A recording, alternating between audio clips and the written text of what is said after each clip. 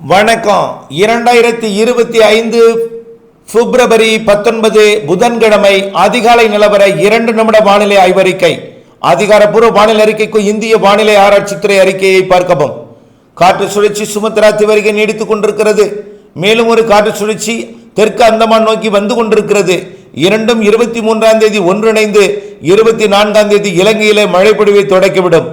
தமிழ்நாட்டிலே உயரழுத்தம் இருக்கிற காரணத்தினாலே வங்கக்கடலில் உயரழுத்தம் நீடித்து இரவு நேர குறைந்தபட்ச வெப்பநிலையை மிகவும் குறைத்து 16-17 டிகிரி ஆகவும் பகலிலே அதிகபட்ச வெப்பநிலையை 35-36 டிகிரி வரை உயர்த்தி குறைந்தபட்ச அதிகபட்ச வெப்பநிலைக்கு இடையே உள்ள வேறுபாடு 20 டிகிரி வரை இருக்கிற காரணத்தினாலே இரவு குளிரும் பகலில் வெயிலும் அனுபவிப்பதன் காரணமாக இரண்டும் அதிகமாக உங்களுக்கு தெரிகிறது. ஆனால் வெப்பம் இன்னும் 100 டிகிரியை தாண்டவில்லை. 37 டிகிரி தாண்டி இருக்கிறது. 38 தாண்டினால்தான் 100 டிகிரியை தாண்டும் என்பதை நினைவில் கொள்ள வேண்டும். தற்பொழுது இந்த நிலை 23ஆம் தேதி வரை தொடரும். அச்சப்பட வேண்டாம். 24 மேகமூட்ட வானிலை, 25 காற்று சுழற்சி நெருங்கி வந்து தூறல் 26 கொடுக்க இருக்கிறது.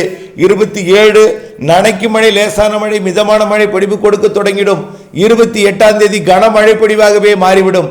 தமிழ்நாட்டின் டெல்டா மாவட்டங்கள் வடகடலோரத்திற்கு கனமழை காத்திருக்கிறது. அனைத்து மாவட்டங்களுக்கும் ஒதுக்கி ஆங்காங்கே மிதமானது முதல் சற்று கனமழை கொடுக்க இருக்கிறது. பிப்ரவரி 28 மற்றும் மார்ச் 1, 2, 3, 4 தேதிகளில் கனமழை தமிழ்நாட்டிற்கு கொடுக்க இருக்கிறது.